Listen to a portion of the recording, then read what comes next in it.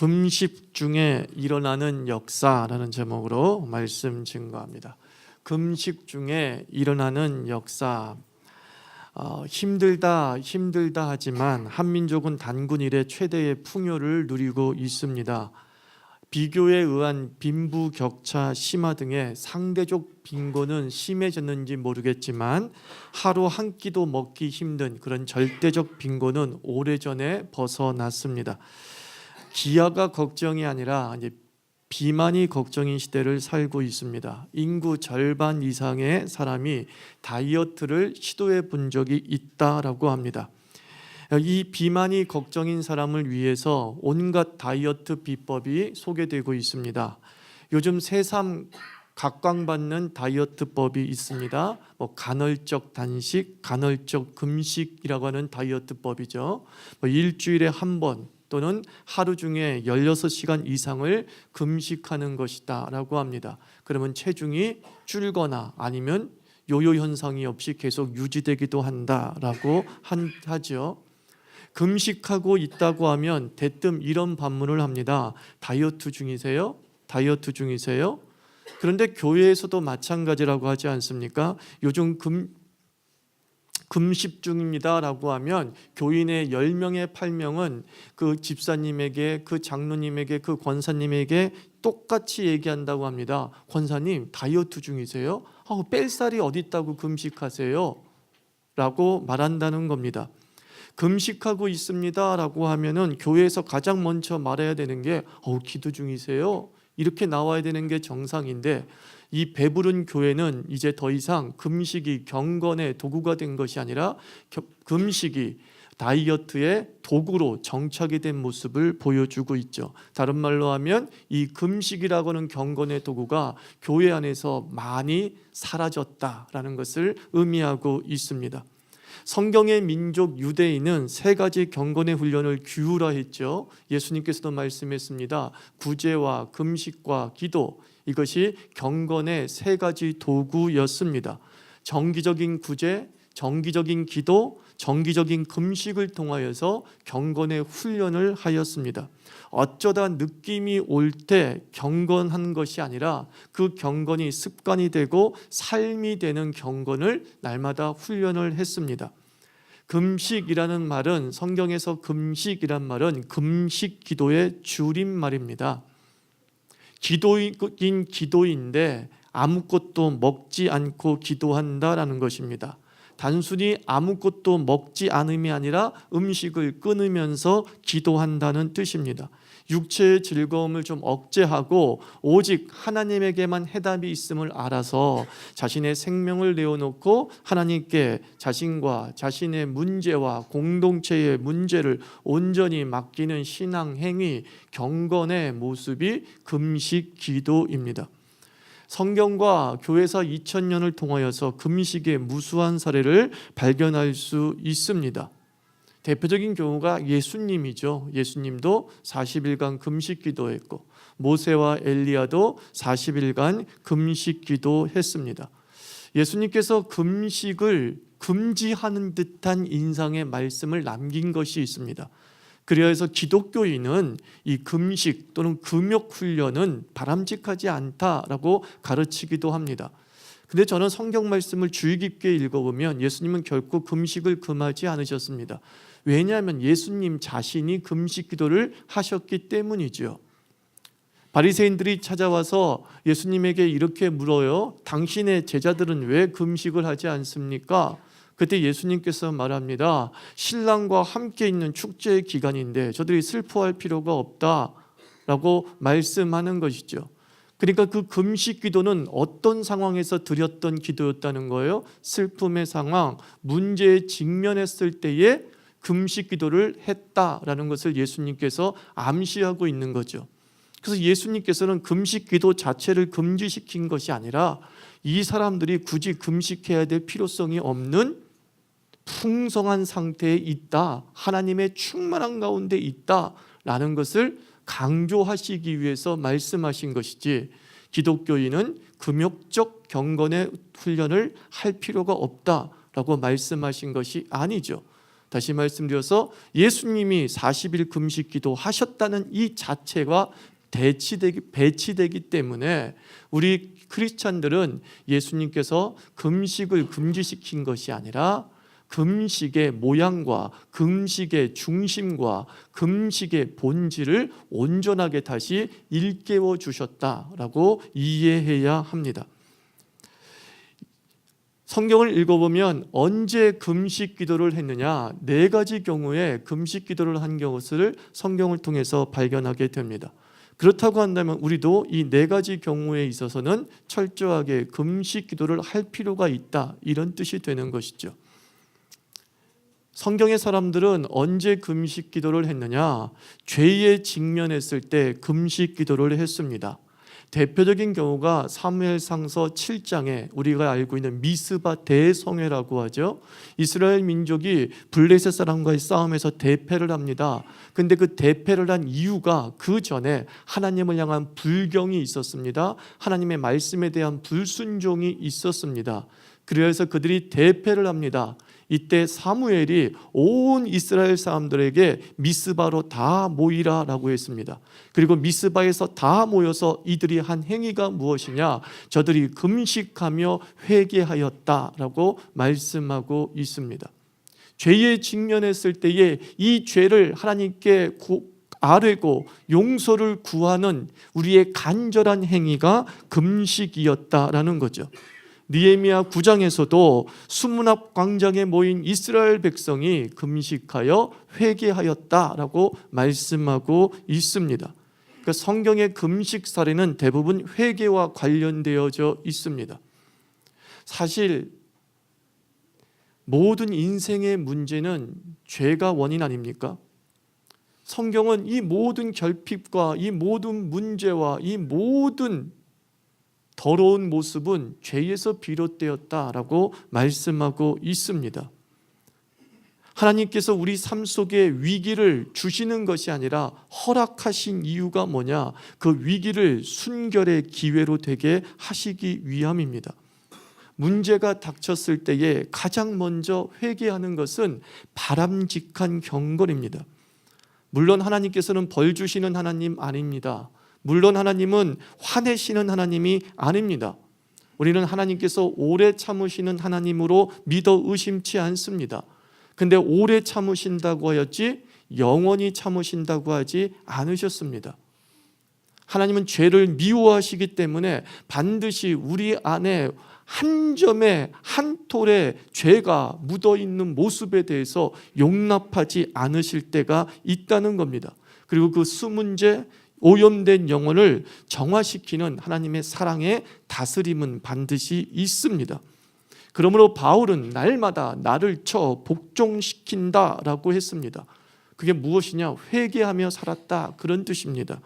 그러므로 우리가 금식 기도를 통하여서 나의 죄를 돌아보고 문제에 직면했을 때 나의 오염된 영혼을 돌아보는 것은 결코 손해볼 수 없는 경건입니다.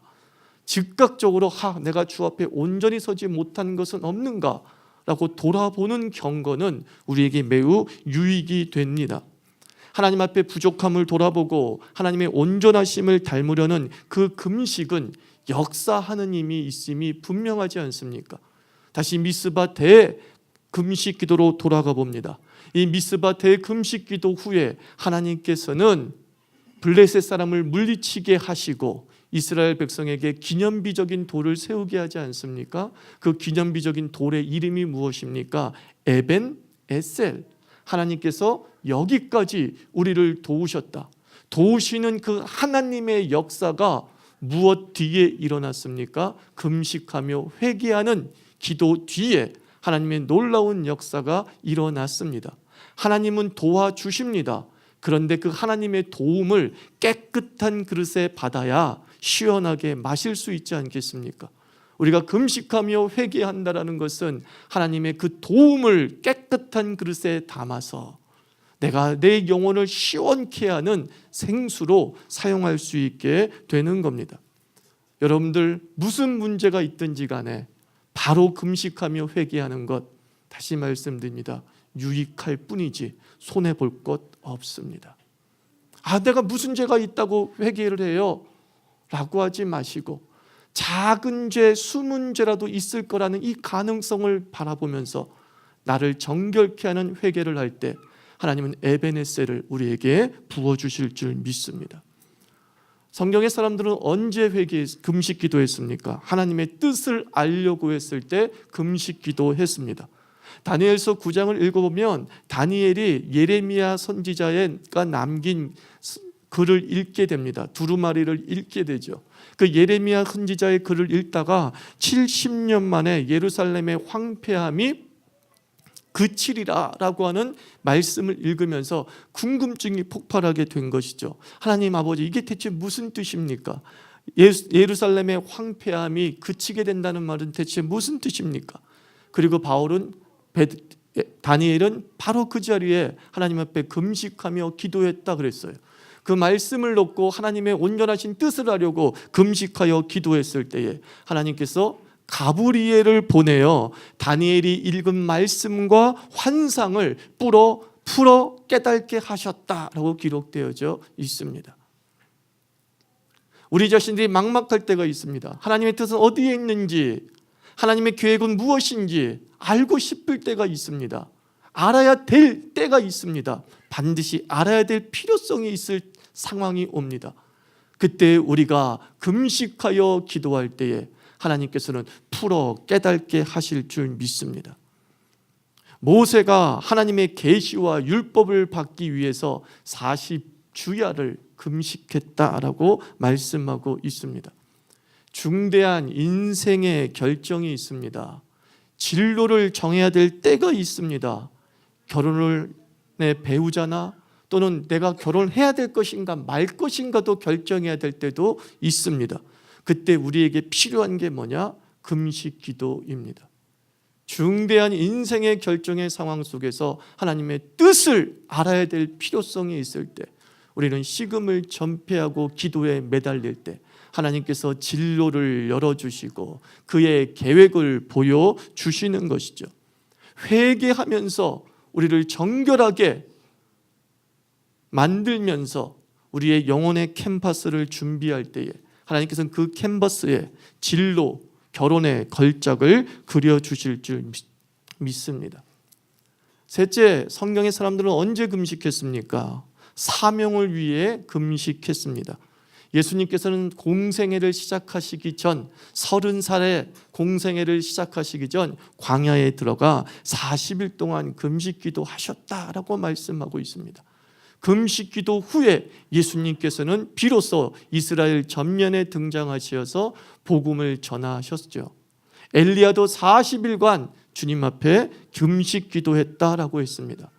사도행전 13장에서 안디옥 교회가 바나바와 바울을 선교사로 세우고 그들에게 사명을 주기 위해 그 직전에 한 것이 뭐였다고 그랬어요? 주를 섬겨 주께 예배하며 금식하는 중에 바나바와 바울을 최초의 선교자로 세우게 되지 않습니까?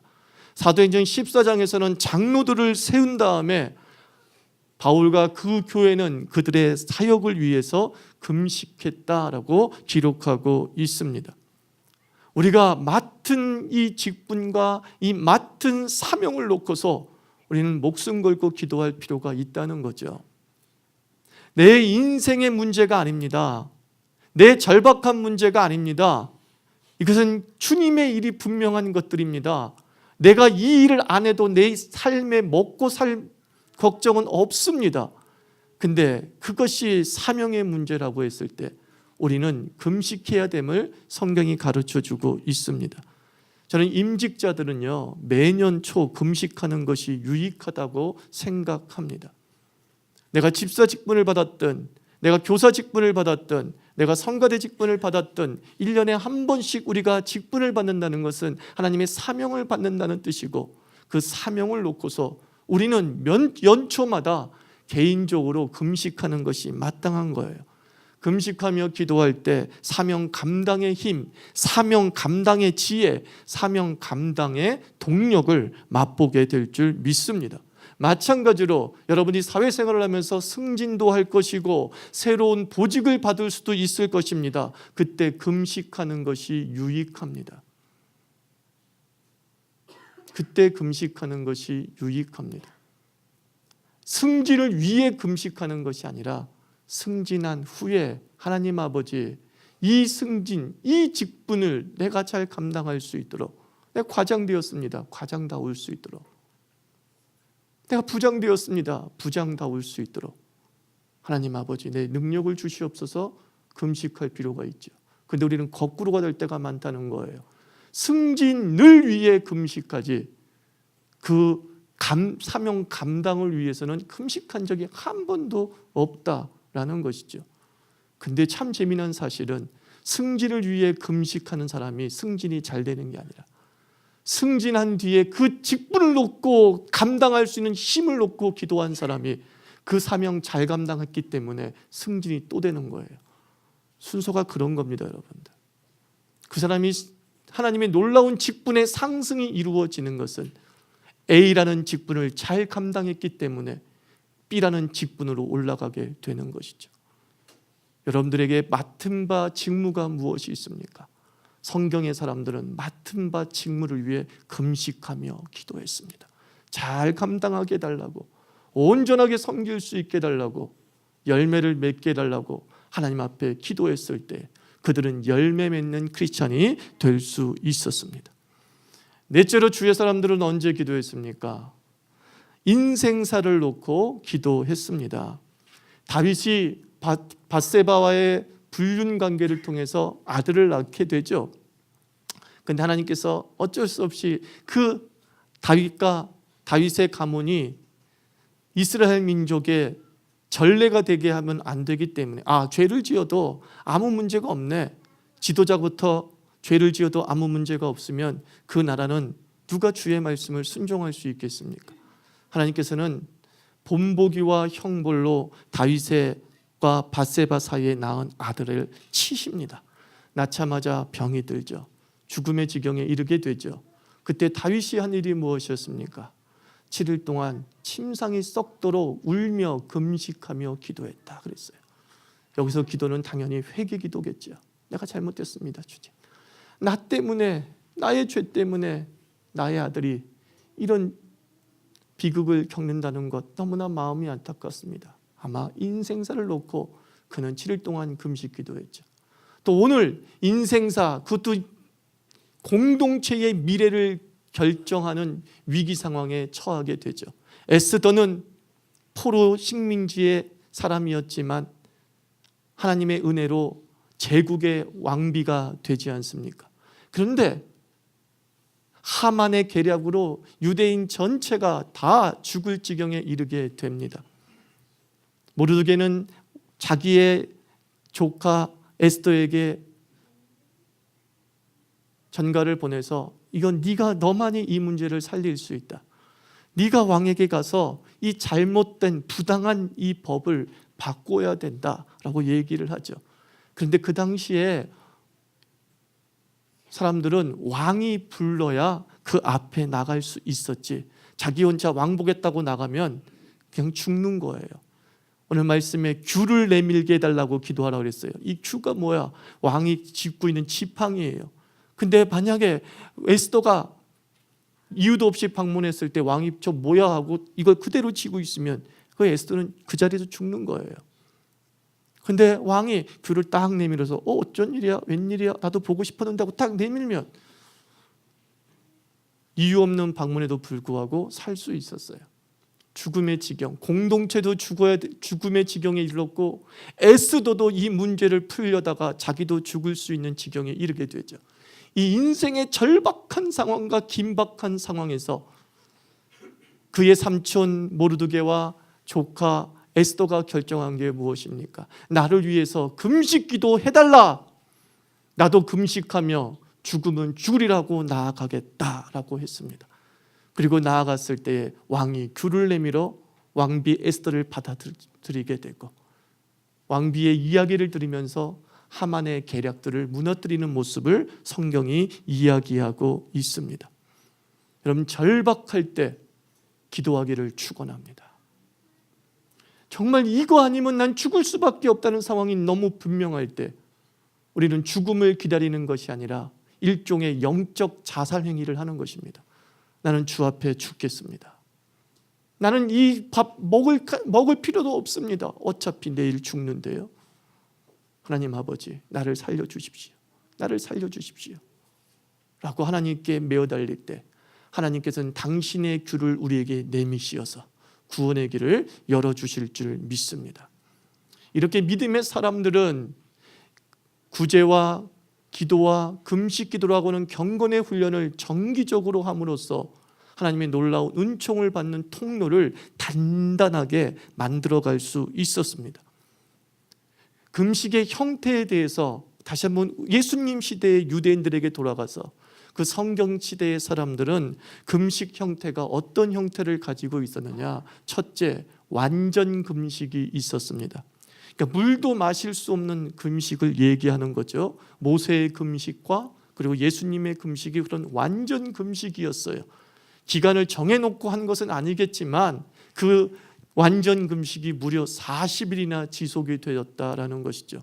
사실 40일은 인간이 감당할 수 없는 금식입니다. 물도 마시지 않고 40일을 금식할 수 있다? 이건 거의 100% 불가능한 것이죠. 근데 예수님이 하셨다? 모세가 하셨다? 하나님의 은혜 아니고서는 불가능한 것임을 이야기하고 있는 거죠. 그러나 아무것도 막지 않고 하는 금식, 완전 금식이 있습니다. 부분 금식이 있습니다. 유대인들은 새벽부터 저녁까지만 하는 그런 금식이 있었습니다. 어떤 사람들이 만약에 40일 동안 아침을 금식한다면 그건 뭐예요? 부분 금식에 해당되겠죠. 영국의 부흥을 일으켰던 요한 웨슬레도 옥스퍼드 대학에서 부흥운동을 할 때에 초대교회부터 내려오는 전승 일주일 중에 수요일과 금요일에는 항상 금식하며 기도했다라고 기록이 되어 있습니다.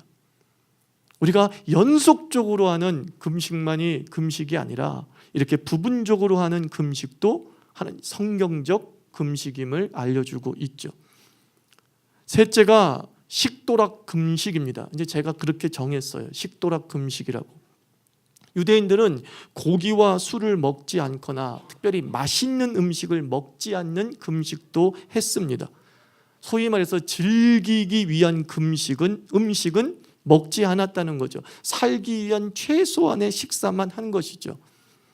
그래서 영국의 청교도들, 그리고 그 청교들이 미국으로 건너가 미국의 개척자가 되지 않습니까? 그 청교도들도 이 유대인의 금식 방법과 비슷하게 주일에는 빵을 굽지 않고 먹었다는 거예요. 고기는 일체 금했다는 거예요. 주일에는 몸을 지탱하기 위한 최소한의 음식을 먹으면서 깨끗한 정신으로 주일을 보냈다라고 하는 교회사의 기록이 있습니다. 참 우리에게도 필요한 금식 방법이 아닐 수 없어요. 즐기기 위한 음식을 일주일에 한 번이라도 멈출 수 있다는 것. 내 배를 채우는 것을 떠나서 맛있는 음식을 애써 피하고자 하는, 왜? 기도하기 위해서, 맑은 정신을 유지하기 위해서 하는 이 식도락 금식은 우리에게 매우 필요한 금식 중에 하나다라고 생각을 합니다. 넷째는 이겁니다. 이건 제가 그냥 개념화 시킨 것인데 중독 금식이라는 개념도 있을 것입니다. 식도락 금식과 비슷할 수 있겠지만 우리의 관심을 모두 하나님께 두기 위해서 일시적으로 내가 관심 갖고 있는 것을 금하는 겁니다.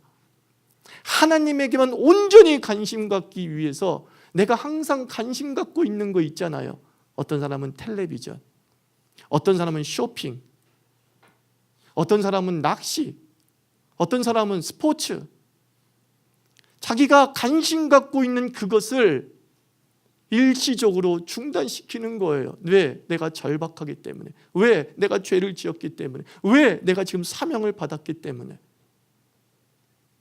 그래서 이 네 가지 상황에 처해 있을 때 우리는 이러한 중독 금식을 통하여서 하나님께 기도 생활을 할 수 있다는 거예요.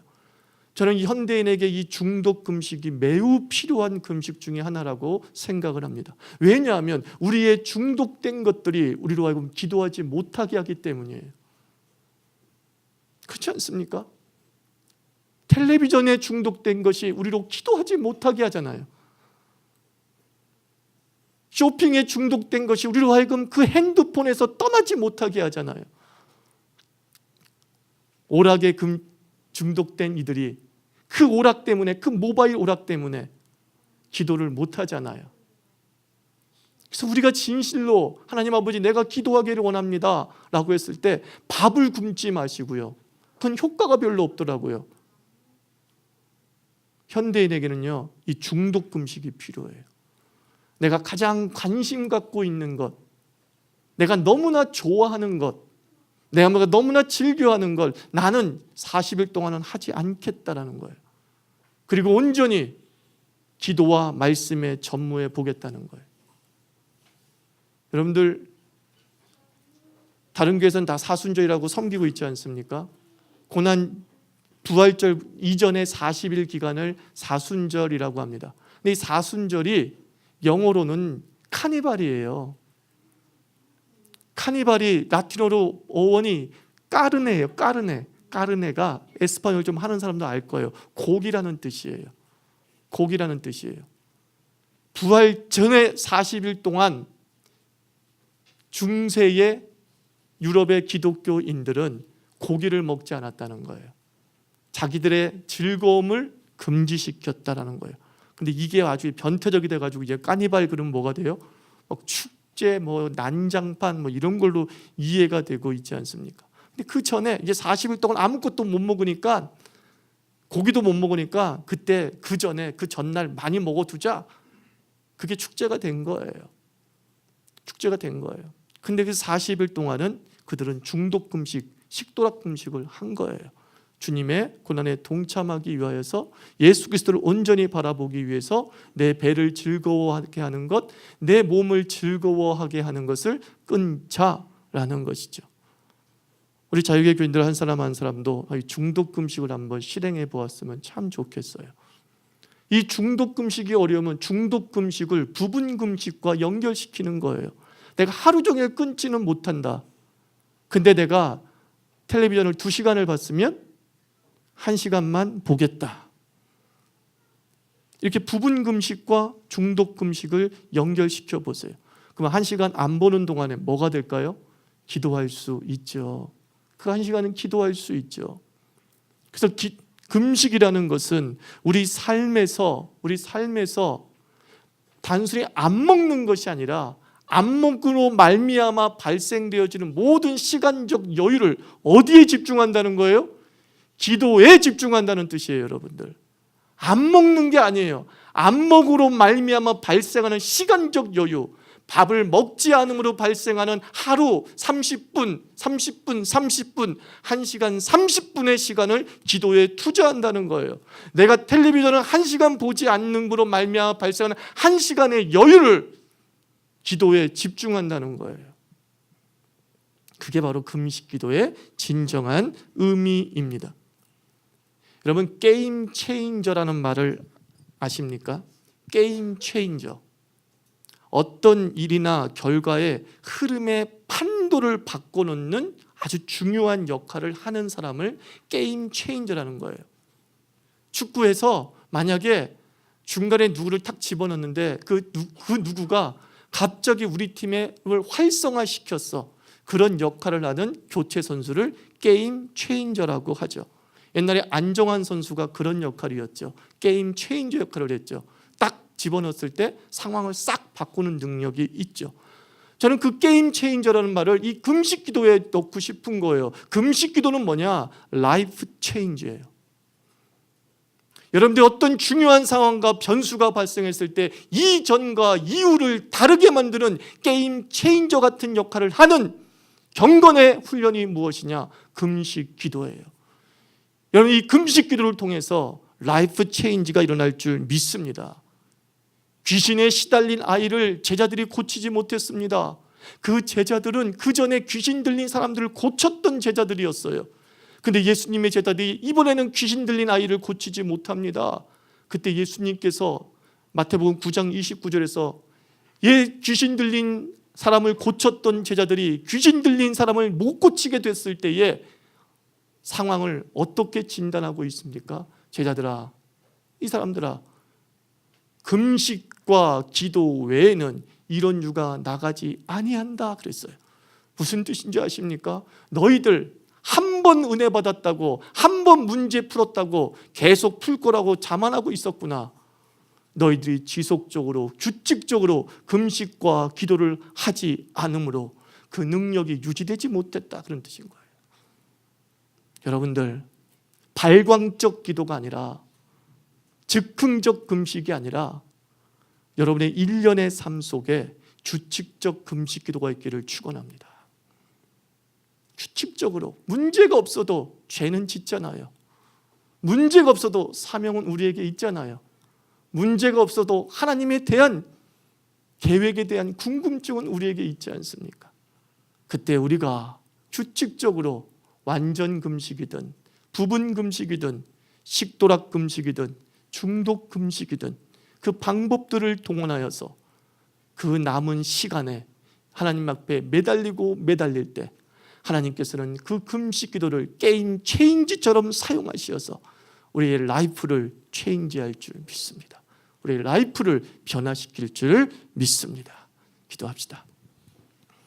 하나님 아버지, 특별히 이 사순절 기간을 보내면서 예수 그리스도의 고난을 묵상하면서 하나님 아버지, 부분 금식이든 완전 금식이든 식도락 금식이든 중독 금식이든 여러 가지 방법을 동원해서 금식하며 우리에게 주어진, 금식으로 주어진 그 시간을 기도에 집중하고 하나님께 집중함으로 말미암아 금식 이전과 이후가 체인지되는 역사를 체험하게 하여 주시옵소서. 함께 기도드리겠습니다.